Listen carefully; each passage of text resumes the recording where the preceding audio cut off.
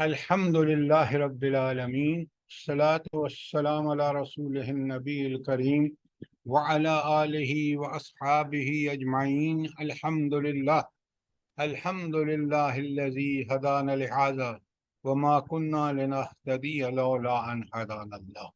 رب اشرح لی صدری ویسر لی امری واحلل عقدۃ من لسانی یفقہوا قولی۔ ہم نے سورہ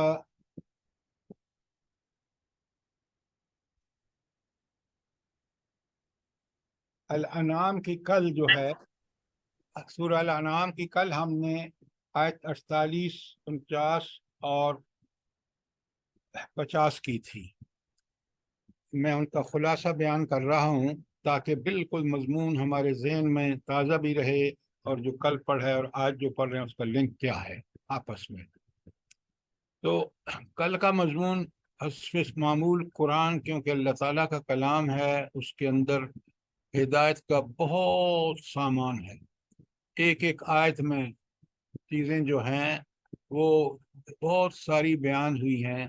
جتنا ہم اس کو پڑھیں گے، سمجھیں گے، غور و فکر کریں گے، تدبر کریں گے، تو ہمیں بہت سارے اس سے ایسے موتی ملیں گے جو کسی اور کتاب سے نہیں مل سکتے۔ مثلا آپ دیکھیں کہ آیت 49، 48 اور 49 میں اللہ تعالیٰ نے ایک ایسی چیز بیان کی ہے کہ جو بالکل ہم کو پکی طرح اس کو پکڑ لینا چاہیے۔ اللہ تعالیٰ نے فرمایا ہے کہ یہ جو رسولوں کی بعثت ہے، یہ تو ایک ایسا کام ہے کہ سب سے پہلے تو انسانوں پر حجت تمام ہو گئی ہے، اور بالخصوص اہل ایمان پر، کہ انبیاء وہ پیغام لے کے آئے ہیں جس کو مان کر اس پر عمل کرنے کے بعد اللہ تعالیٰ کے انعامات کا انسان مستحق ہو جاتا ہے۔ وہ بشارتیں دیتے ہیں، وہ مبشرین ہیں ایسے لوگوں کے لیے۔ اور جو لوگ ان کا انکار کرتے ہیں انبیاء کا، یا انکار کے ساتھ پھر اس کی مخالفت بھی کرتے ہیں، تو اللہ رب العالمین فرماتے ہیں کہ ان کے لیے بہت بڑا انذار ہے، بہت بڑی تنبیہ ہے کہ اگر اس سے باز نہ آئے اور اسی کو کنٹینیو کیا تو جہنم ان کی آخری منزل ہوگی، جو انتہائی خوفناک اور ہولناک ہے۔ لہذا انسان انبیاء کی بعثت کو معمولی بات نہیں سمجھے۔ انبیاء کی بعثت کے بعد اللہ تعالیٰ نے انسانوں پر اور بالخصوص اہل ایمان پر حجت تمام کر دی ہے۔ اگر وہ اس کے بعد بھی اپنی سابقہ کفریہ روش پر قائم رہیں گے، جہنم ان کا مقدر ہے۔ ہاں، اگر ایمان لا کر اور اس پر عمل کریں گے تو پھر وہ بے مثال اور لازوال جنت کے حقدار بن جائیں گے۔ لہٰذا آج بھی ہم حضور نبی کریم صلی اللہ علیہ وآلہ وسلم آخری نبی ہیں، اور وہ جو شریعت قرآن اور سنت لے کے آئے ہیں ہم اپنی زندگیوں کو ان کے مطابق ڈھال لیں تو انشاءاللہ ہم بھی انہی انعامات ربانی کے حقدار ہوں گے۔ اللہ تعالیٰ مجھے بھی اور آپ کو اسی کی توفیق عطا فرمائے۔ اس کے بعد اللہ تعالیٰ نے بڑی پوزیشن کلیئر کر دی ہے ان انبیاء کی۔ ہیں تو یہ انسان، اور انسان بھی بالکل ہم جیسے ہیں، لیکن ان کی ایک بہت بڑی فضیلت ہے۔ وہ فضیلت یہ ہے کہ ان کی طرف وحی آتی ہے۔ وحی کیا ہے؟ وحی یعنی اللہ تعالیٰ کے وہ پیغامات جو انسانوں تک ان کی پہنچانے کی ذمہ داری ہے، وہ پیغامات ان کو پہلے آتے ہیں، جبرائیل امین ان کے پاس لاتے ہیں، پھر وہ دنیا کے سامنے پیش کرتے ہیں۔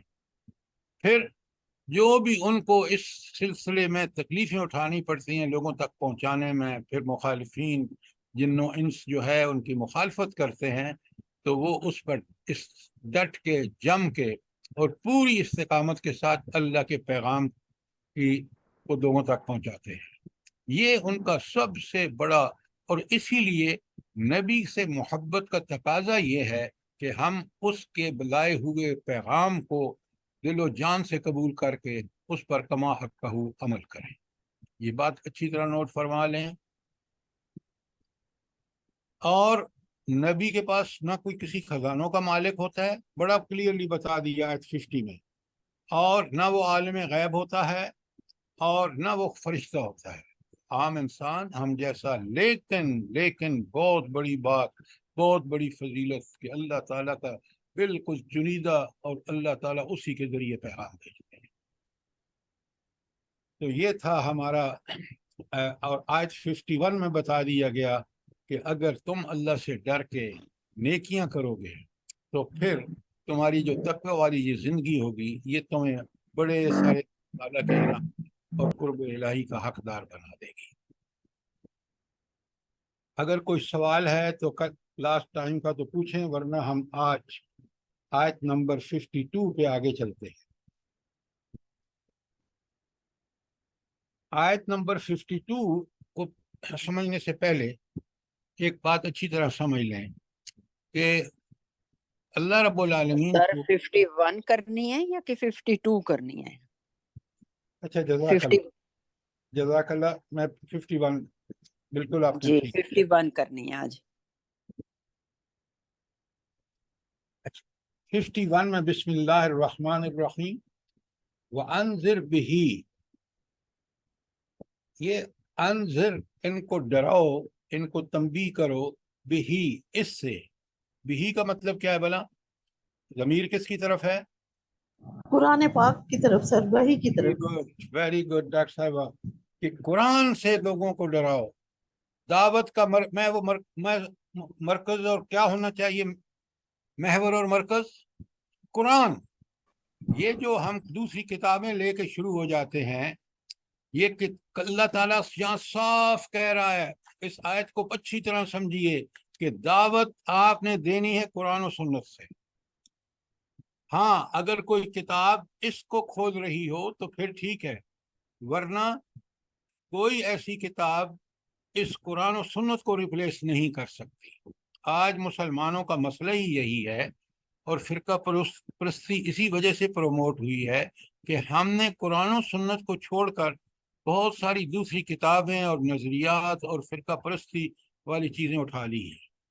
لہٰذا اللہ تعالیٰ نے بالکل واضح دو الفاظ، وانذر بہی، اس قرآن کے ذریعے لوگوں کو دعوت دو، اس قرآن کے ذریعے لوگوں کو ڈراؤ، اس قرآن کے ذریعے لوگوں کو تنبیہات کرو، کیونکہ یہی وہ کتاب ہے بنیادی، اسی سے انبیاء نے، قرآن ہی سے نبی کریم صلی اللہ علیہ وسلم نے کیا، دعوت دی، اور ہم بھی اسی کو پڑھ کے سنائیں، اسی کو کھول کے بیان کریں، اسی پر عمل کی دعوت دیں، خود بھی اس پر عمل کریں۔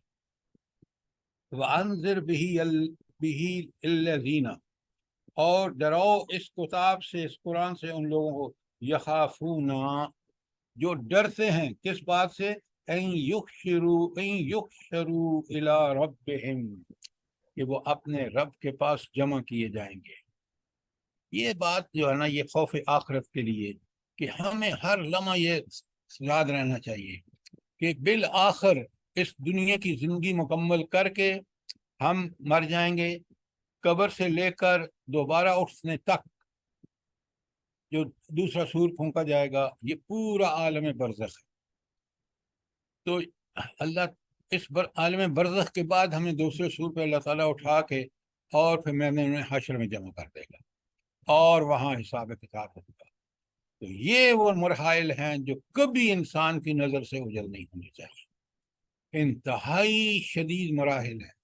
خود موت بڑا مرحلہ ہے، پھر قبر ہے، قبر پورا یہ آپ کا پیریڈ ہے جو وہ ہے اس کا برزخ کا، پھر دوبارہ زندہ ہو کر پہنچنا ہے کہاں؟ میدان حشر میں، اور میدان حشر میں جا کے حساب و کتاب ہونا ہے، اور وہ حساب و کتاب ہی انسان کو جنت اور دوزخ کا فیصلہ ہوگا، اس امتحان کے، اس حساب و کتاب، اس کی تفصیل کئی موقعوں پر میں بیان کر چکا ہوں۔ بڑی سخت صورتحال ہوگی۔ اچھا، تو پھر وَأَنذِرْ بِهِ الَّذِينَ يَخَافُونَ أَن يُحْشَرُوا إِلَىٰ رَبِّهِمْ، اور اس قرآن کے ذریعے ان لوگوں کو ڈراؤ جنہیں اس بات کا ڈر ہے کہ وہ اپنے رب کے سامنے جمع کیے جائیں گے. لیس لہم من دونہ ولی ولا شفیع، اس اللہ تعالیٰ کے علاوہ ان کا کوئی نہ ولی ہوگا، نہ کوئی ان کی سفارش کر سکے گا، نہ کوئی مددگار ہوگا. وہاں دیکھیں نا، یہ ہم نے بڑے دھوکے ہیں ہم دنیا میں. یہ جو آپ اپنا نظام دیکھ لیں عدالتوں کا، کوئی انصاف نہیں ملتا. وکیلوں کے پیسے نہیں ہیں لوگوں کے پاس، وہ کورٹ میں نہیں جاتے. وہاں رب کے ہاں بالکل بے لاگ ایسا انصاف کہ وہ تصور بھی میں نہیں ہو سکتا. اللہ تعالیٰ نیتوں سے واقف تھا، ریکارڈ کرا دیا، آپ کے سامنے رکھ دیا. یہ ہے وہ انسان. اگر ان چیزوں کو انسان اپنے ذہن میں تازہ رکھے دنیا کا ہر عمل کرتے وقت، وہ کبھی برائی نہیں کرے گا.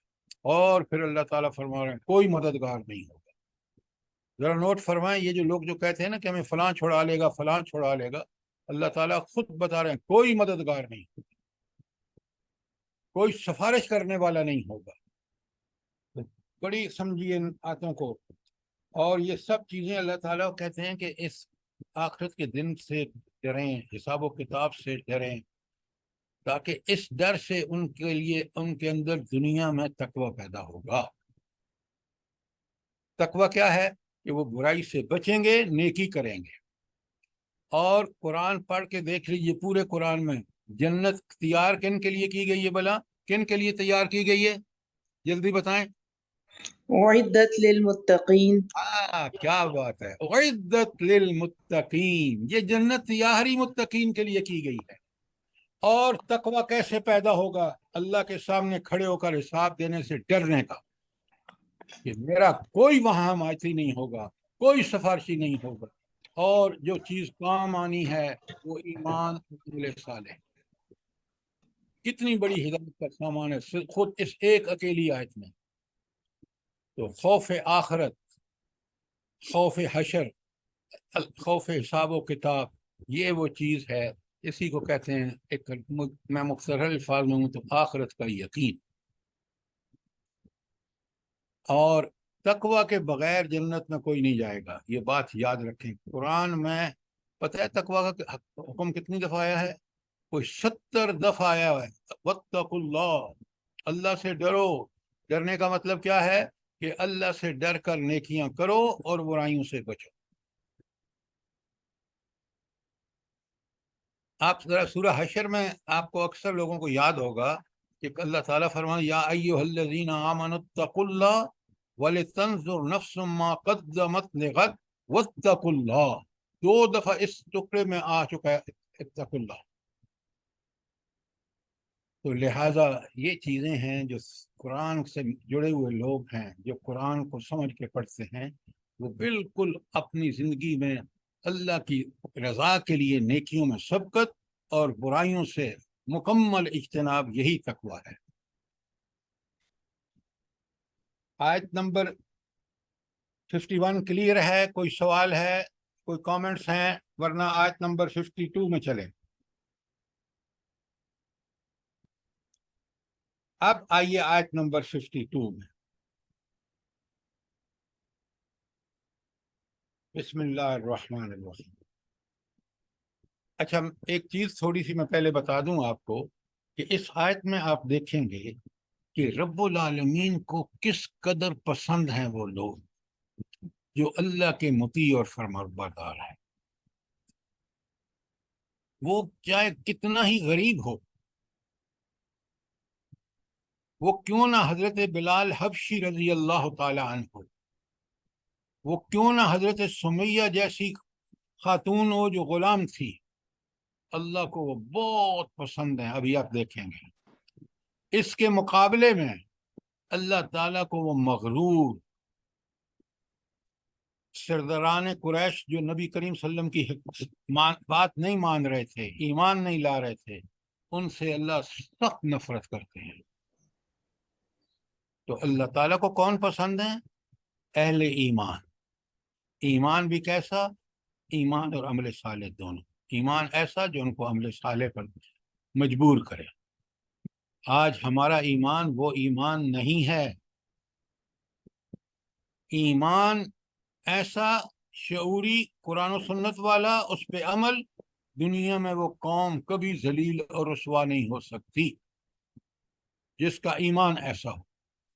آپ تاریخ کو اٹھا کے دیکھ لیں تو اس آیت میں جو بات بڑی کلیئرلی سمجھائی گئی ہے کہ رب العالمین کی محبت شفقت ان لوگوں کے لیے ہے جو صاحب ایمان ہیں، بھلے سے غریب ہوں، اور اللہ کے نزدیک سب سے قابل نفرت وہ لوگ ہیں جو اللہ پر نہ ایمان لاتے ہیں اور انکار بھی کرتے ہیں اور اس کی تکذیب بھی کرتے ہیں۔ اب ذرا آیت سنیں اور دیکھیں کہ اللہ تعالیٰ کا یہ جو اصول ہے کہ اس کے کس سے محبت ہے اور کس سے نفرت ہے۔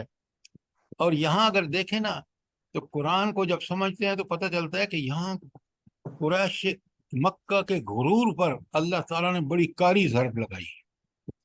مطلب سنیں، آیت پڑھیں، سنیں، بسم اللہ الرحمن الرحیم، وَلَا تَطْرُدِ الَّذِينَ يَدْعُونَ رَبَّهُمْ بِالْغَدَاوَةِ وَالْعَشِيِّ يُرِيدُونَ وَجْهَهُ۔ اے نبی صلی اللہ علیہ وسلم، جو لوگ اپنے رب کو صبح شام پکارتے ہیں انہیں اپنے سے دور نہ کرو جو اللہ کی رضا چاہتے ہیں۔ سبحان اللہ، یہ ہے اللہ کے ہاں درجہ۔ اللہ تعالیٰ فرما رہے ہیں خود نبی کریم صلی اللہ علیہ وسلم کو کہ ایسے لوگوں کو اپنے سے دور نہ کرو، ان کو اپنی شفقت اپنی محبت میں لو، ان کا پورا پورا خیال رکھو۔ کون سے لوگ؟ جو صبح شام اپنے رب کو پکارتے ہیں، جو اس سے سوال بھی جو ضرورت ہے اس سے کرتے ہیں، ہدایت کے لیے بھی صبح شام گڑ گڑا کے اسے کہتے ہیں کہ رب العالمین ہمیں ہدایت قائم رکھنا۔ کتنے پسندیدہ ہیں لوگ اللہ تعالیٰ کو، یہ ذرا دیکھیں تو صحیح کہ اللہ اپنے نبی کو نصیحت فرما رہے ہیں۔ تو ایسے لوگ جو ہیں ان کو اپنے سے دور نہ کرو۔ پھر فرمایا ما علیک من حسابہم من شیء، تیرے ذمے ان کا کوئی حساب نہیں، وما من حسابک علیہم، اور نہ تیرا کوئی حساب ان کے ذمے ہے۔ فتطردہم فتکون من الظالمین، اگر تو نے اپنے آپ سے ان کو دور ہٹایا تو تم آپ بڑے بے انصافوں میں سے ہوں گے۔ گویا آپ دیکھ رہے ہیں کہ اللہ اپنے رسول صلی اللہ علیہ وسلم سے فرما رہے ہیں کہ مت پرواہ کرو ان کو سرداران قریشی جو تکبر میں دعوت کو رد کر رہے ہیں۔ آپ کو چاہیے کہ آپ ان کی عزت افزائی کریں، ان کا خیال رکھیں، ان سے محبت کے بازو بچھائیں۔ جو لوگ غریب ہیں، مسکین ہیں، غلام ہیں، لیکن ایمان لے کے آئے ہیں اور صبح شام اللہ کو پکارتے ہیں۔ آپ نے اندازہ کیا کہ رب العالمین کی پسند کیا ہے، اس کی چاہت کیا ہے، اور کس طرح وہ اپنے نبی صلی اللہ علیہ وسلم کو، تو نبی ایمان لا کے جو عمل کر رہا ہے نا وہ کس قدر پسند ہے اللہ تعالیٰ کو، نمبر ایک۔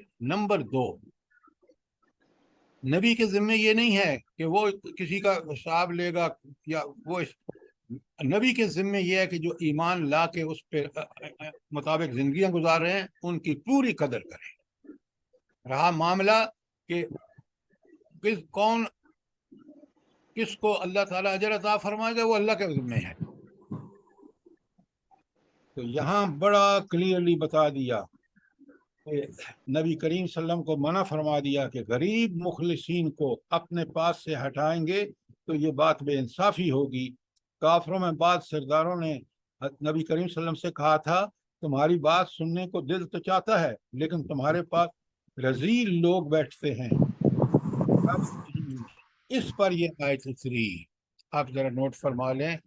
اور ہمیں بڑا خوش ہونا چاہیے کہ رب العالمین نے ہمیں ان لوگوں میں سے کیا ہے جو صبح شام اس کو پکارتے ہیں، جو اس کی رضا کے لیے کوشاں ہیں۔ اور یہی مومن کا سب سے بڑا سرمایہ ہے جو اس کو آخرت میں بھی کام آئے گا اور دنیا میں بھی اللہ تعالیٰ کی محبت، شفقت اور اس کی تائید و نصرت کا اللہ تعالیٰ اس کو کی ذمہ داری اٹھا رہے ہیں۔ کوئی سوال آیت 52 کے بارے میں بہت غور سے سمجھیے اور ان کو اپنی زندگی کا حصہ بنائیے۔ بات کلیئر ہے؟ جی سر۔ اچھا، آگے سنیں بڑے دیکھیں نا، قرآن مجید میں نصیحتیں کس کی ہیں؟ اللہ تعالیٰ کی. اور اللہ تعالیٰ ہم سے کتنی محبت کرتا ہے؟ 70 ماؤں سے بھی زیادہ. ماں کی محبت کا آپ کو اچھی طرح اندازہ ہے. اتنی محبت ہے ماں کے اندر، دل میں اللہ نے رکھی ہے کہ ماں بچے کو تکلیف میں نہیں دیکھنا چاہتی، خود سب کچھ بھگت لیتی ہے. تو وہ اللہ 70 ماؤں سے زیادہ ہم سے محبت کرتا ہے. وہ اللہ ہم سے محبت کب کرتا ہے؟ جب ہم اس کے فرما بردار، تابع دار، اور صبح شام اس کو پکارتے ہیں.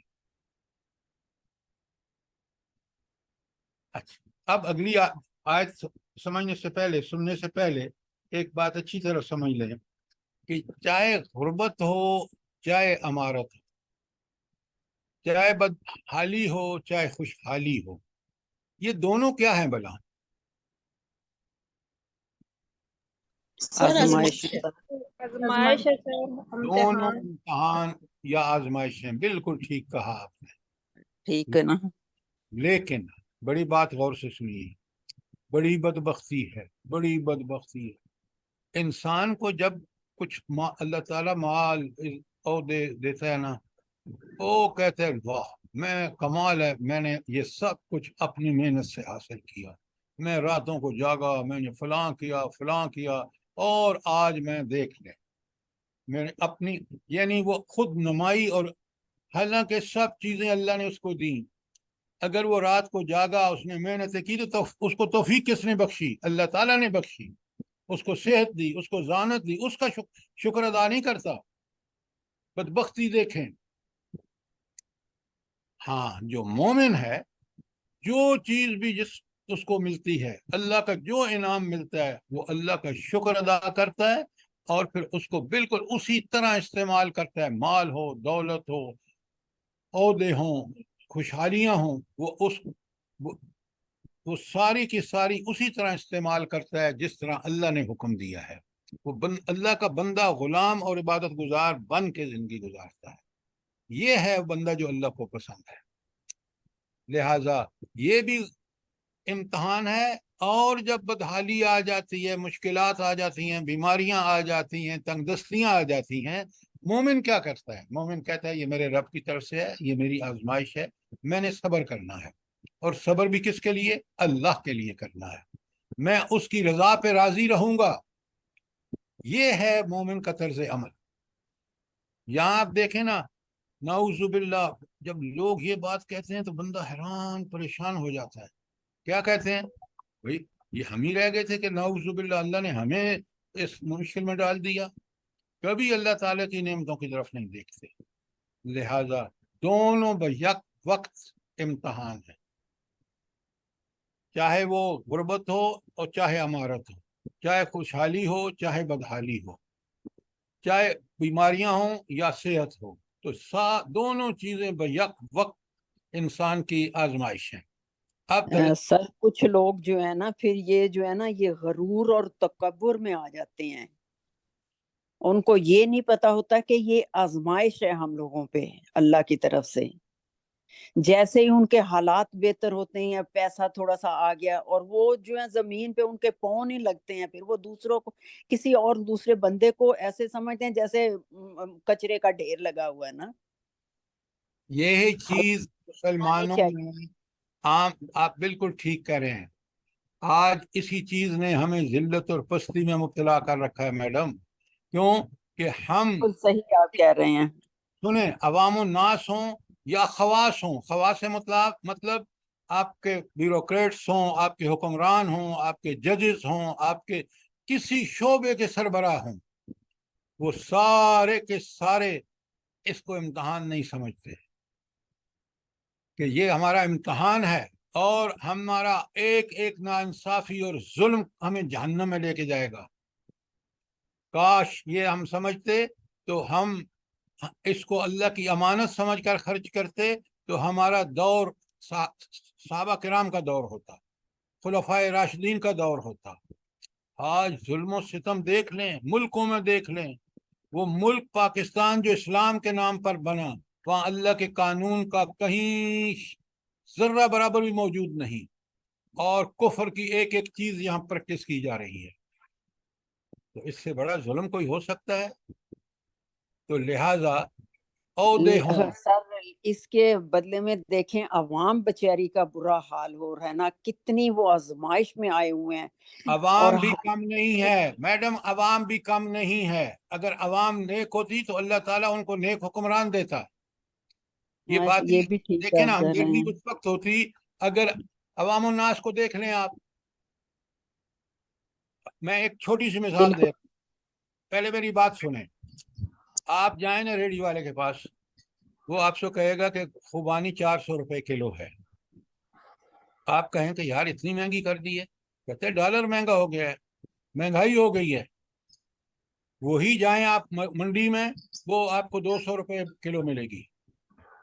کسی دیکھیں اللہ رب العالمین بہت ہی منصف ہے، اس کا انصاف بالکل ہر ایک کے لیے ہے۔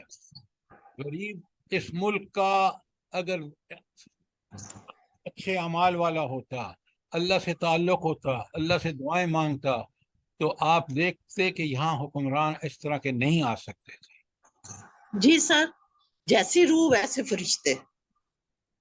اچھا یہ بھی آپ کی مثال ہے جو آپ نے پرورب کہی ہے، لیکن تم اعمالکم، اعمالکم تمہارے اعمال، امالکم تمہارے حکمران ہیں۔ یہ عربی کی بڑی لاجواب، بعض لوگ اس کو حدیث کہتے ہیں لیکن اس کا کوئی ثبوت نہیں ہے، لیکن یہ پرورب کہ تمہارے اعمال ہی تمہارے حاکم ہیں، تمہارے اعمال برے ہوں گے تو حاکم برے ہوں گے۔ بھئی آپ نہیں دیکھتے کہ پورا میڈیا جو بریفنگ گورنمنٹ دیتی ہے، جو وہ ساری کی ساری وہ بک رہے ہیں اور حق کی طرف بالکل آ کے ہی نہیں دے رہے۔ کس طبقے کی بات کریں گے آپ؟ ہم نے اللہ کو چھوڑا ہے تو اللہ کی سنت ہے، پھر اللہ بھی اس کو چھوڑ دیتا ہے، جا دفع ہو جا، کر لے جو کچھ کرنا ہے تو۔ سر وہ کہتے ہیں کہ سارا آوے کاوا ہی بگڑا ہوا ہے، ہماری وہ زبان میں کہا جاتا ہے کہ کھایا اسی نے نہیں جس کو ملا نہیں۔ حال یہ ہے بالکل بالکل آپ نے ٹھیک کہا۔ ہاں جی۔ اب ذرا قرآن مجید کا تبصرہ سنیے، اللہ تعالیٰ کا پر حق پیغام دیکھیں۔ یہ قرآن ہم نے اس کو سمجھا نہیں، اس کی قدر و قیمت کو نہیں سمجھا، یہ روئے زمین پر سب سے بڑی اللہ کی نعمت ہے، یاد رکھیے۔ اب سنیں قرآن کے ان دو حالتوں میں کیا اللہ تعالیٰ فرماتے ہیں۔ بسم اللہ الرحمن الرحیم، وَكَذَلِكَ فَتَّنَّا بَعْضَهُمْ بِبَعْضٍ، اور اسی طرح ہم نے بعض کو بعض کے ذریعے آزمایا۔ کیا مطلب؟ کبھی غربت میں، کبھی مال دے کر، کبھی عہدے دے کر، کبھی عہدے چھین کر۔ تو وَلَقَدْ فَتَّنَّا بَعْضَهُمْ بِبَعْضٍ، ہاں اسی طرح ہم نے بعض کو بعض سے آزمایا ہے۔ لِيَقُولُوا، تاکہ یہ لوگ کہیں أَهَٰؤُلَاءِ مَنَّ اللَّهُ عَلَيْهِمْ مِنْ بَيْنِنَا، کیا یہی لوگ ہیں کہ ان پر اللہ نے فضل کیا ہے ہمارے درمیان سے۔ أَلَيْسَ اللَّهُ بِعَالِمَ بِالشَّاكِرِينَ، کیا اللہ اپنے شکر کرنے والوں کو نہیں جانتا؟ یہ اللہ پر الزام باندھتے ہیں، حالانکہ نیکی، خوشحالی اور بدحالی دونوں امتحان ہیں۔ اور یہ بدبخت کیا کہتے ہیں، اللہ تعالیٰ کو یہی نبی ملے تھے، یتیم مسکین، اور حالانکہ بڑے بڑے سردار ہیں، مکے میں ہیں، وہاں اس میں ہیں، ساتھ والا کیا نام ہے علاقہ، مکہ اور دوسرا کیا ہے، ہاں سر طائف۔ طائف، جزاک اللہ۔ تو یہ یعنی اب اندازہ کریں، یہ مخلوق ہو کے انسان اس اور محدود علم کے ساتھ تبصرے کس پہ کرتا ہے؟ اللہ تعالیٰ پر، جس کا علم بھی لامحدود، جس کی حکمت لامحدود، جس کا اقتدار لامحدود۔ یہ ہے ناشکری کی انتہا۔ تو گویا کہ آپ نے دیکھا، امیری ہو یا غریبی ہو، دونوں امتحان ہیں۔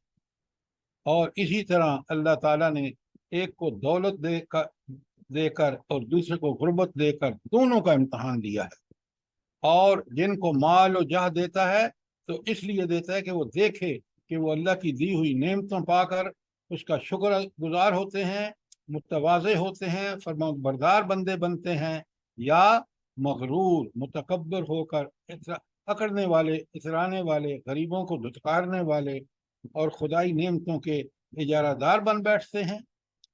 اب آپ دیکھ لیں کہ کیا حکمت ہیں اللہ تعالیٰ کی، اگر ہم اس کو سمجھ لیں اور ہدایت پہ قائم ہو جائیں، پھر یہ امیری غریبی ہمیں پرواہ نہیں، ہمارے لیے کوئی زیادہ مسئلہ نہیں ہوگا۔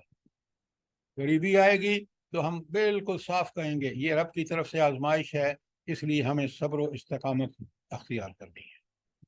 جب نعمتیں آئیں گی، مال آئے گا، اولاد میں ترقی آئے گی، ہم سمجھیں گے یہ اللہ کی آزمائش آ رہی ہے، لہذا ہم ان چیزوں کو اسی طرح استعمال کریں جس طرح اللہ نے حکم دیا ہے۔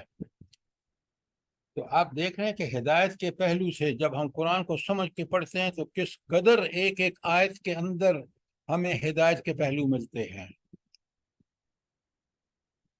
اچھا، یہ تھی ہماری، اچھا یہاں اس آخر میں ایک بات کہی گئی نا، ہاں، الیس اللہ بعالم بالشاکرین، کیا اللہ تعالیٰ اپنے شکر گزار بندوں کو نہیں جانتا؟ یہ جھنجھوڑ دیا لوگوں کو کہ اللہ کا علم، اللہ کو بالکل پتہ ہے کس کو کیا نعمت دی ہے، اس نعمت کا وہ کیا حشر کر رہا ہے، یا وہ نعمت کو کس طرح اللہ کے حکم کے مطابق استعمال کر رہا ہے۔ شاکرین کا مطلب کیا ہے؟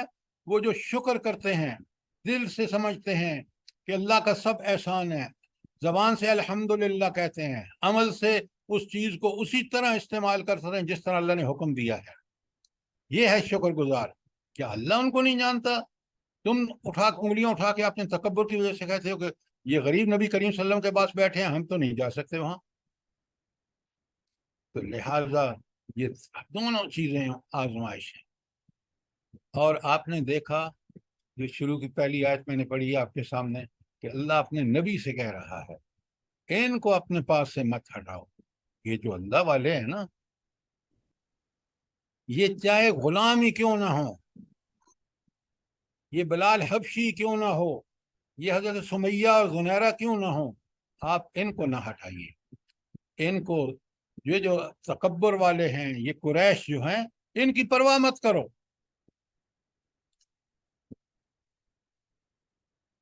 اور دیکھیں پھر رب العالمین دوبارہ آیت 54 میں بڑے غور سے دیکھیں کہ اللہ تعالیٰ کس طرح حکم دے رہے ہیں اپنے نبی کریم صلی اللہ علیہ وسلم کو کہ نبی آپ ان کو جو ہے ان کا خیر مقدم کرو غریب مسلمانوں کا۔ آیت سنیے، بسم اللہ الرحمن الرحیم، وَإِذَا جَاءَكَ الَّذِينَ يُؤْمِنُونَ بِآيَاتِنَا، اور جب ہماری آیتوں کو ماننے والے تیرے پاس آئیں، ذرا غور کیجئے، جو آپ پر ایمان لا کے اور اس کے مطابق زندگی ڈھال رہے ہیں، جب وہ آئیں، فَقُلْ سَلَامٌ عَلَيْكُمْ، تو آپ ان سے کہیں کہ تم پر اللہ کی سلامتی ہو۔ اللہ اکبر، کتنے، اب دیکھیں کتنے اللہ تعالیٰ کو یہ لوگ پسند ہیں، اہل ایمان اور ایمان کے تقاضوں پر عمل کرنے والے۔ آگے اللہ تعالیٰ فرماتے ہیں کتب ربکم علی نفسہ الرحمہ، تمہارے رب نے اپنے اوپر رحمت لازم کی ہے۔ کن کے لیے رحمت لازم کی ہے؟ ساتھ جو ایمان لاتے ہیں۔ یدعون ربہم خوفا وطمعا، جو صبح شام اپنے رب کو پکارتے ہیں، جن کا رب سے تعلق ہے، پھر رب دیکھیں ان کا کیسا خیال رکھتا ہے۔ وہ ہستی جو پوری کائنات کی مالک ہے، وہ رحمت کے ساتھ ان کی طرف متوجہ ہوتی ہے۔ اللہ تعالیٰ مجھے بھی اور آپ کو ایسا ہی بنائے کہ جو اللہ کی رحمتوں کے مستحق بن جاتے ہیں۔ آمین۔ اچھا، تو یہ بشارتیں ہیں کن کے لیے؟ صحابہ اور صحابیات کے لیے۔ اللہ ہمیں بھی ایسا بنا دے۔ اچھا، کوئی سوال یہاں تک؟ کوئی چیز کلیئر نہ ہوئی ہو؟ بڑی اہم آیات ہیں۔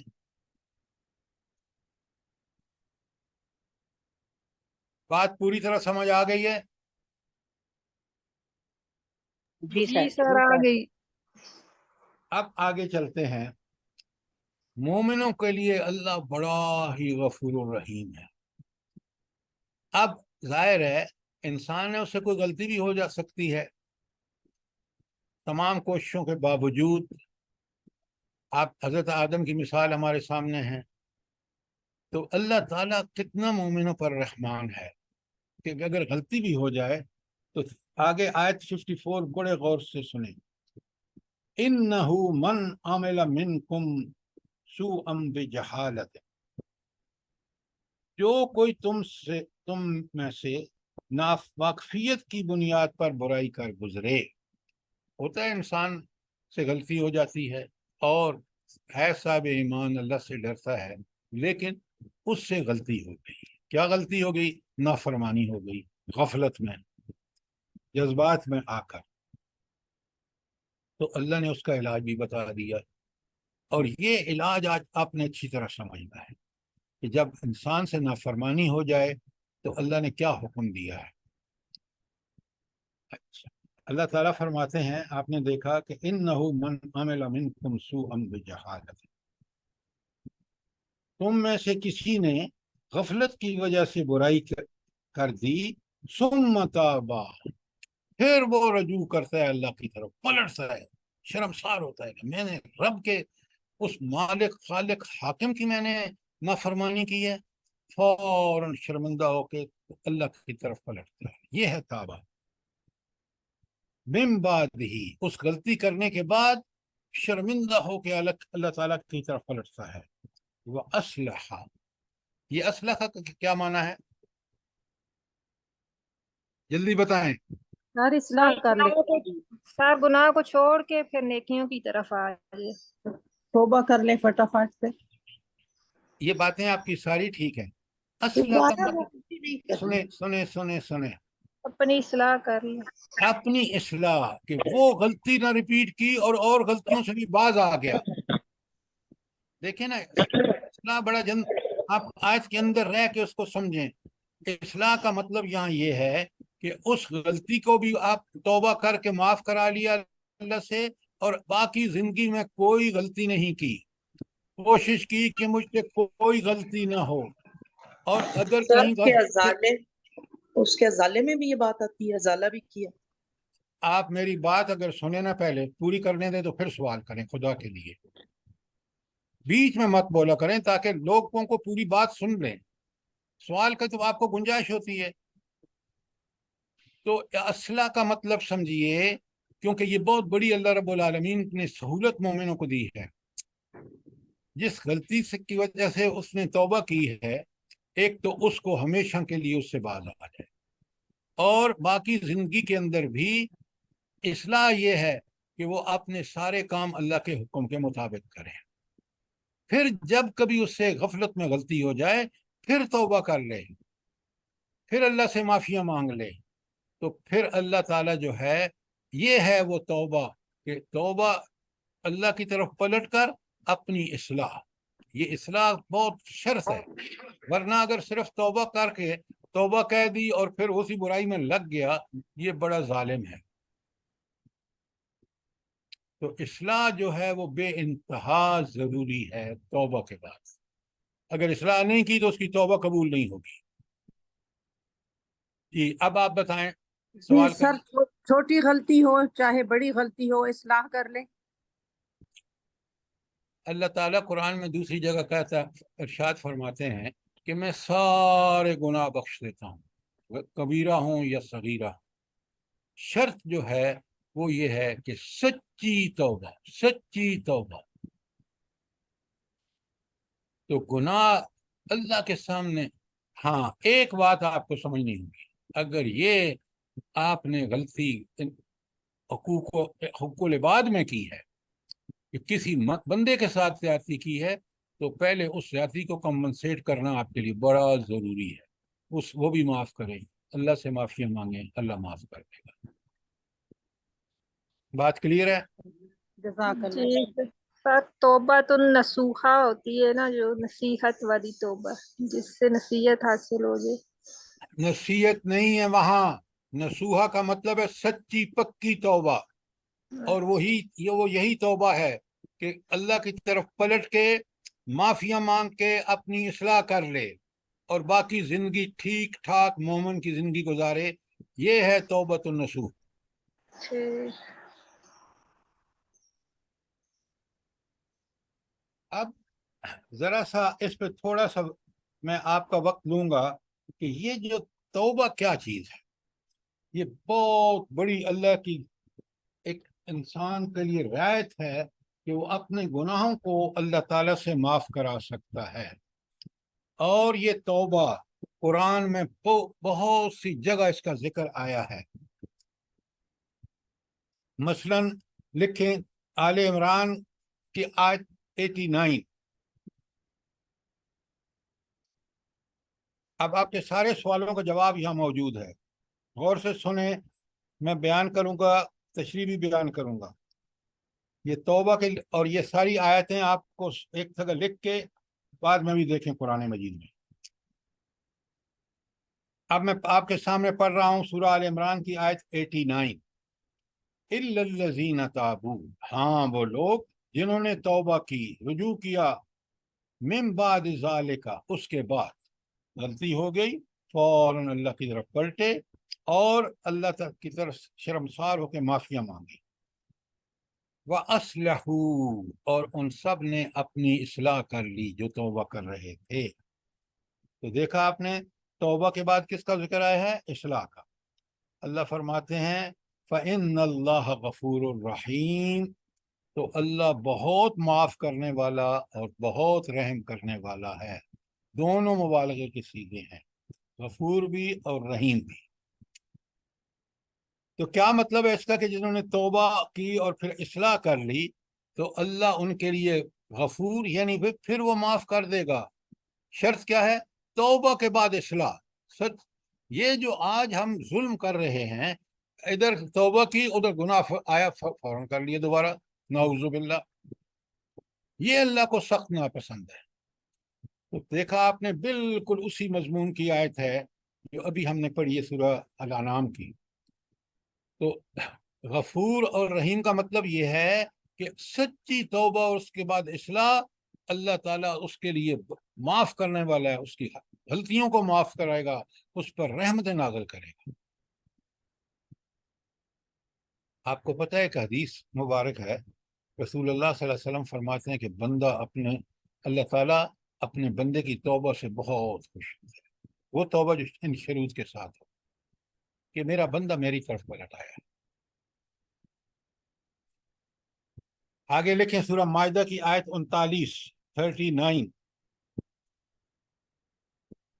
फमन ताब मिन बाद जुल्मिही, जिस किसी ने जुल्म ज्यादती करने के बाद तौबा की।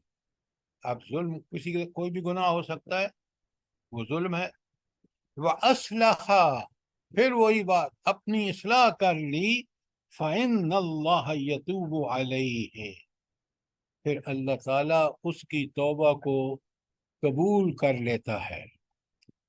और दूसरे माने हैं इसके कि अल्लाह ताला रहमत के साथ उसकी तरफ मुतवज्जे होता है। एक है बंदे की तौबा, ये बड़ी अच्छी तरह समझिए, और एक है अल्लाह ताला की तौबा। दोनों में फर्क है। बंदे की तौबा ये है कि वो शर्मिंदगी के साथ, क्या शर्मिंदगी? कि मैंने अपने मालिक, आका, हाकिम और खालिक की है, बहुत शर्मिंदा होता है। वो जब अल्लाह की तरफ रुजू करता है तो ये बंदे की तौबा है। अल्लाह ताला फिर अपने इसके बाद अल्लाह ताला अपनी रहमतों के साथ उसकी तरफ मुतवज्जो और उसके गुनाह को, ये अल्लाह की तौबा है। और फिर आगे फरमाया बिल्कुल वही बात जो ऊपर सूरह आल इमरान में, इन्नल्लाह गफूरुर रहीम, अल्लाह तो है ही बख्शने वाला और रहम करने वाला, लेकिन बंदे तो इसकी तलब करें, इसकी तड़प रखें, उसकी तरफ तौबा करें। तो अल्लाह बड़ा गफूर और रहीम है, जालिमों के लिए नहीं, जाबरों के लिए नहीं, मुतकब्बिरों के लिए नहीं, नाफरमानों के लिए नहीं, फसाक के लिए नहीं, लेकिन जो लोग सच्चे दिल से توبہ کر کے اللہ کے اپنی اصلاح کر لیں، اللہ ان کے لیے غفور الرحیم ہے۔ یہ ہے اس کا مفہوم۔ آگے لکھیں سورہ ہود کی آیت 90۔ یہ ساری آیتیں بہت اچھی طرح سمجھیں، ہمیں اللہ سے توبہ کرنی ہے اور ہمیں اللہ تعالیٰ کو اپنی اصلاح کرنی ہے، یہ دنیا میں ہمیں ہمیشہ۔ اچھا، آپ کو ایک پہلے حدیث سناؤں۔ حضور نبی کریم صلی اللہ علیہ وسلم ہمارے رہنما اور ہادی تو وہی ہے نا، وہ ایک ایک سٹنگ میں اور ایک ایک دن میں 100 سے زیادہ مرتبہ توبہ استغفار کرتے تھے، حالانکہ ان کے تو گناہ نہ ہونے کے برابر ہیں۔ وہ ہمارے لیے کہ اے میری امت کے لوگوں، یہ ہے تمہارا طریقہ زندگی کہ تم اللہ سے توبہ کرو۔ آپ کو پتہ ہے کہ جب فرض نماز کا سلام پھیرتے تھے حضور نبی کریم صلی اللہ علیہ وآلہ وسلم، تو کیا پہلا کلمہ کیا ہوتا تھا زبان پر سلام پھیرنے کے بعد؟ اللہ اکبر، اللہ استغفر اکبر، اللہ، استغفار استغفر کرتے 3 دفعہ اللہ اکبر، سب سے بڑا اعلیٰ برتر ذات اللہ کی ہے، استغفر اللہ، میں اس کے لیے استغفار کرتا ہوں، میں معافیاں مانگتا ہوں۔ تو 3 دفعہ، اور یہ وتیرہ بنا لیجئے کہ فرض نماز کے بعد ہم بھی یہی کام کریں کہ فوراً جب نماز سلام پھیر لیں، اللہ اکبر، استغفر اللہ، استغفر اللہ، استغفر اللہ۔ اس سے آپ کو اندازہ ہونا چاہیے کہ یہ استغفار مومن کے لیے کس قدر، خود ہمارا ہادی نبی کریم صلی اللہ علیہ وسلم نے کس طرح استغفار کیا ہے، ہمیں بھی بالکل، ہم سے بہت نادانیاں، غفلت میں ایسی الٹی سیدھی چیزیں ہو جاتی ہیں، اور مومن استغفار کا سہارا لے کے معافی کرا لیتا ہے اللہ سے، اپنی اصلاح کرتا چلا جاتا ہے۔ اب سنیں ذرا ایک سورہ طٰہٰ کی آیت 82 لکھیں ذرا۔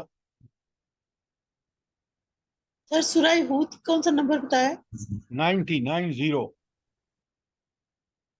اور یہ ابھی جو بتایا وہ کون سی ہے؟ سورہ طٰہٰ کی آیت 82 82۔ ذرا آیت کو سنیے، ان کو سمجھا کریں۔ آپ دیکھیں، جب ہر کام کی ایک لذت ہے، اور قرآن کی تو خاص لذت ہے، جب آدمی سمجھتا ہے نا، اس کا دل و دماغ بالکل مطمئن ہو جاتا ہے کہ میرے رب کے کیا شانیں ہیں۔ مثلا اسی آیت کو سنیے، وَإِنِّي لَغَفَّارٌ، اللہ اکبر، اللہ اکبر، میں بہت بخشنے والا ہوں۔ یہ کون فرما رہا ہے؟ اللہ تعالیٰ۔ لغفار، تاکید، اور غفار جو ہے وہ مبالغے کا صیغہ ہے، میں بہت بخشنے والا ہوں۔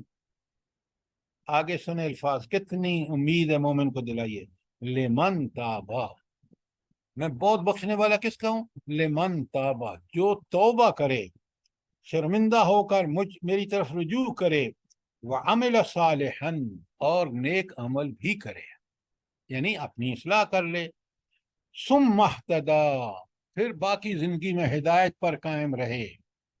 کیا بات ہے، اللہ کے رحم و کرم دیکھیں کہ 3 کام کرے۔ نمبر 1 توبہ کرے، توبہ کے بعد عمل صالح کرے، نمبر 3 ثم اہتدی، پھر باقی زندگی میں ہدایت پر قائم رہے۔ غور فرمائیے کہ رب العالمین کے کیا، سبحان اللہ و بحمدہ، سبحان اللہ العظیم۔ کاش ہم اس کی رحمتوں کے متلاشی ہوں، کاش اس کی رضا کے لیے اس کے حکم کے تابع اپنے آپ کو کر دیں، اپنی خواہشات کو کر دیں۔ ایک آخری آیت پڑھوں گا اور پھر باقی 2-3 لکھوا دیتا ہوں، آپ خود پڑھیں گے۔ سورہ نور کی آیت 5۔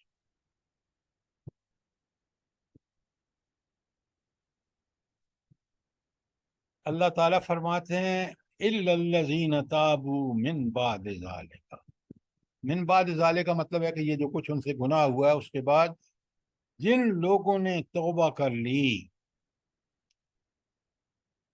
وَأَصْلَحُوا، پھر بالکل وہی اپنی اصلاح، یہ شرط ہے، کڑی شرط ہے کہ اپنی اصلاح کر لی،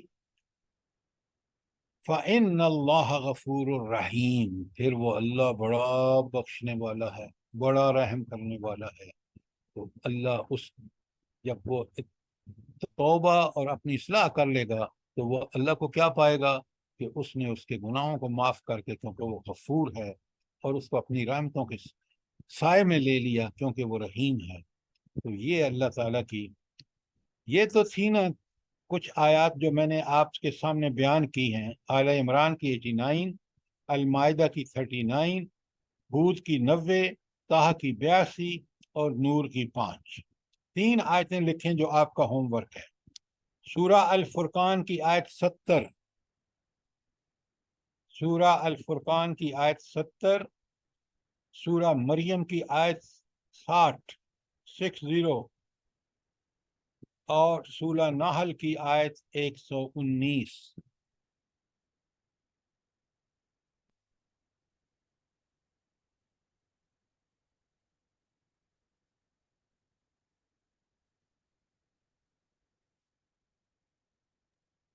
سر یہ سورہ تحریم کی بھی کوئی آیت ہے، اب ذہن میں نہیں آ رہی، لیکن ڈھیر ساری آیتیں ہیں، یہ تو میں نے چند آپ کو لکھوائی ہیں، کیونکہ اب اتنی ساری آپ جو ہے یہ اتنی دیکھ لیں گے، سمجھ لیں گے تو آپ کو جہاں بھی کوئی آیت آئے گی فوراً سمجھ جائیں گے۔ لیکن ایک مہربانی ضرور کریں کہ خود بھی ان چیزوں کا مطالعہ کریں درس کے فوراً بعد۔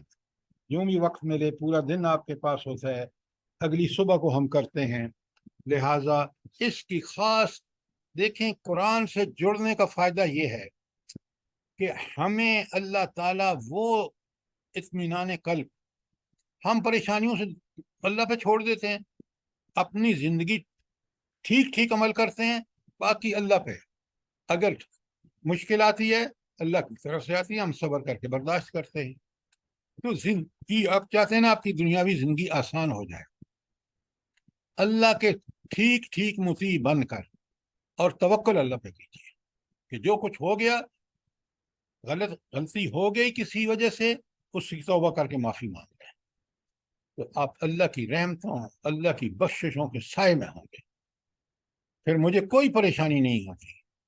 آپ یقین مانیں، ہم اس طرز عمل کو اپنا لیں۔ قرآن اسی لیے نازل ہوا ہے، یہ صرف پڑھ کے ثواب نہیں ملے گا۔ جب تک قرآن کہتا آمنوا وعملوا الصالحات کہ نیک عمل کریں، اپنی اصلاح کریں، قرآن کو سمجھیے۔ اللہ تعالیٰ نے جو بات ہم سے جس کا مطالبہ کیا ہے وہ عین فطرت کے مطابق ہے۔ یہ جو ہم نے سمجھ رکھا ہے کہ بس جی ہم تو توبہ کر لیتے ہیں اور برائی پھر وہیں کی وہیں رہتی ہے، کون سی توبہ کی ہے آپ نے؟ آپ نے تو اللہ تعالیٰ کے ساتھ دھوکہ کر رہے ہیں۔ قرآن آپ کتنی آیتیں آپ کے سامنے میں نے رکھی ہیں، ساری کی ساری آپ دیکھ رہے ہیں، اس کے بعد اصلاح کا ذکر موجود ہے صرف ان آیتوں میں، اور ڈھیر ساری آیتیں ہیں۔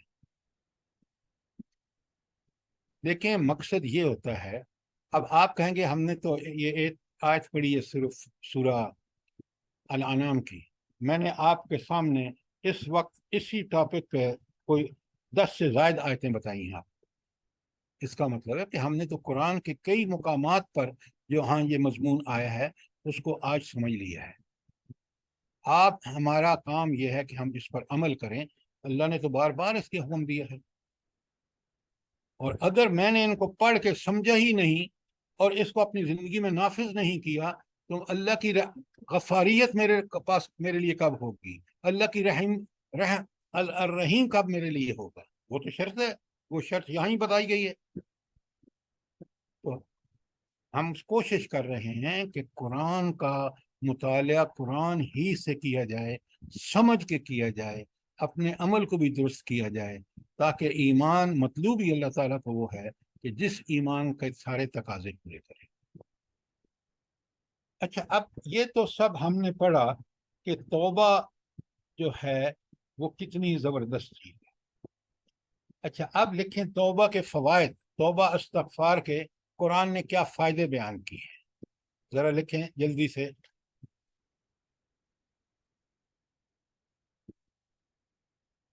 سورہ نور کی آیت 31، اللہ تعالیٰ فرماتے ہیں بسم اللہ الرحمن الرحیم وَتُوبُوا إِلَى اللَّهِ جَمِيعًا، تم سب مومن جو ہے وہ مل کر اللہ سے توبہ کرو، شرمندہ ہو کر اپنے گناہوں پر غلطیوں پر اللہ کی طرف متوجہ ہو۔ توبوا الی اللہ جمیعا ایھا المؤمنون، خطاب کس سے ہے؟ ایھا المؤمنون، اے سارے مومنوں، میں آپ سب شامل ہیں۔ لعلکم تفلحون، یہ ہے فائدہ توبہ کا کہ تم فلاح پا جاؤ گے، تم دنیا اور آخرت میں کامیابی حاصل کر لو گے توبہ سے۔ آگے لکھیں سورہ مریم کی آیت 60، الا من تاب وآمن وعمل صالحا، یہ تو ہے نا سچی توبہ۔ آگے کیا فرمایا؟ فاولئک یدخلون الجنہ، یہ وہ لوگ ہوں گے جنت میں داخل ہوں گے۔ ولا یظلمون شیئا، ان کے ساتھ ذرا برابر ظلم نہیں کیا جائے گا، ہر نیکی کا ان کو بدلہ دیا جائے گا اور ہر چھوٹے سے چھوٹے جرم کی ان کو سزا دی جائے گی۔ یہ ہے ظلم، نہ ظلم کرنا۔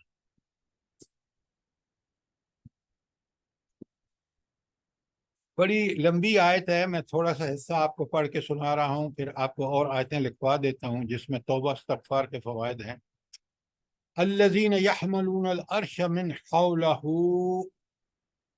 اللہ کے فرشتے جو اس کے عرش کو ارد گرد سے اٹھائے ہوئے ہوتے ہیں، یسبحون بحمد ربہم، یہ فرشتے اللہ تعالیٰ کی تسبیح بیان کرتے ہیں اس کے حمد کے ساتھ، ویؤمنون بہ، اور اس پر ایمان لاتے ہیں۔ آگے سنیں وَيَسْتَغْفِرُونَ الَّذِينَ آمَنُوا، اور ان کے لیے بھی مغفرت کی دعائیں کرتے ہیں جو ایمان لے کے آئے۔ اور پھر آگے کچھ چھوڑ کے الفاظ فَاغْفِرْ لِلَّذِينَ، وہ کیا دعا مانگتے ہیں؟ اے اللہ ان بخش دے ان لوگوں کو، تابو، جنہوں نے توبہ کی، وَاتَّبَعُوا سَبِيلَكَ، اور تیرے راستے کی کا اتباع کیا۔ دیکھ رہے ہیں آپ؟ لکھیں یہ سورہ مومن کی آیت 7 تا 9 ہے جو میں نے آپ کے سامنے پڑھی ہے۔ سورہ ہود کی سورہ آیت نمبر 3 لکھیں۔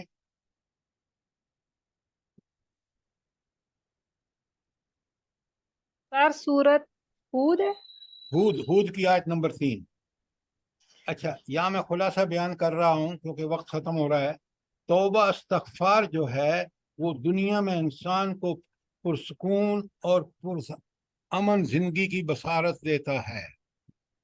وجہ، جب آپ توبہ کر کے اپنی اصلاح کرتے ہیں تو اللہ کی رحمتیں آپ پر کے مستحق ہو جاتے ہیں۔ نمبر 2، گناہ چھوڑنے سے آپ معاشرے کے اندر، اپنے خاندان کے اندر، ہر طرح کے جہاں بھی آپ رہتے ہیں آپ مفید انسان بن جاتے ہیں، جبکہ پہلے گناہ کر رہے تھے تو آپ معاشرے کو فساد زدہ کر رہے تھے۔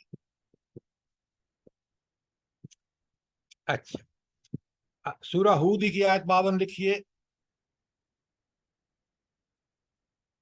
اللہ تعالیٰ فرما رہے ہیں کہ جب تم توبہ استغفار کرتے ہو تو اس وقت آسمان سے اللہ کی برکات کا نزول ہوتا ہے، خوشحالی آتی ہے، قوت اور توانائی اور صلاحیتوں میں اللہ تعالیٰ اضافہ فرماتا ہے۔ میں ایک ویڈیو دیکھ رہا تھا کہ افغانستان جہاں کسی کو پتہ بھی نہیں تھا کہ تیل ہے، وہاں تیل نکل آیا ہے۔ اور یہ جو سمجھتے ہیں نا میرے رب کا حکم ہوا، اور یقیناً ہوگا، کہ اسلام کا اقتصادی نظام، مالیاتی نظام جب وہ نافذ کریں گے دنیا دیکھے گی کہ کیا فیض و برکات ہیں۔ اور یہ لوگ جو ان فیض و برکات دی اللہ نے، انہوں نے ناشکری کی، ان کی حالت بھی دیکھ لیں، خود اپنی حالت دیکھ لیں۔ توبہ استغفار بڑی نعمت ہے۔ اور ایک اور آیت لکھیں، سورہ نور 71 نمبر پر ہے، اس کی آیت 10 تا 12۔ کیا فائدہ، یہ سب توبہ استغفار کے فوائد کا بیان ہے۔ سر کون سی سورہ؟ سورہ نور آیت 10 تا 12۔ جزاک اللہ خیر. سر خود کی 52 ہے کہ 92 ہے؟ جی خود کی آپ نے بتائی نا 52 ہے کہ 92 ہے؟ 52 52 ہود کی 52 ہے. بہت ساری احادیث بھی ہیں، اگر آپ چاہیں گے تو انشاءاللہ اگلی دفعہ کہ توبہ استغفار پہ حدیث کیا ہے. لیکن ایک اچھا یہ آپ نے نو کی لکھ لی، آپ ایک اور لکھ لیں، سورہ الفرقان کی آیت 70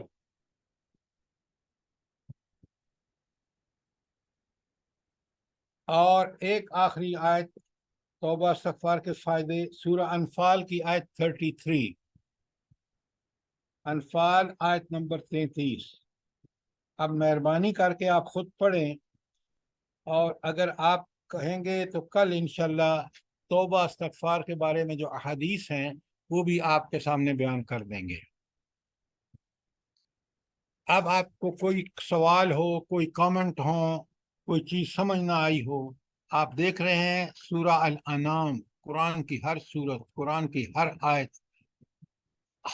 اپنے اندر بے شمار پہلو ہدایت کے لیے ہوئے ہیں. آپ دیکھ رہے ہیں جس طرح ہم پڑھ رہے ہیں، تو آپ اس کو سمجھیں اور قرآن کو سمجھ کے، ایک آیت سمجھ کے پڑھنا، اس لیے کہ میں اس پر عمل کروں گا 100 رکعت نفل سے بہتر ہے، حدیث ہے. سر اللہ پاک آپ کو اجر خیر اب دے.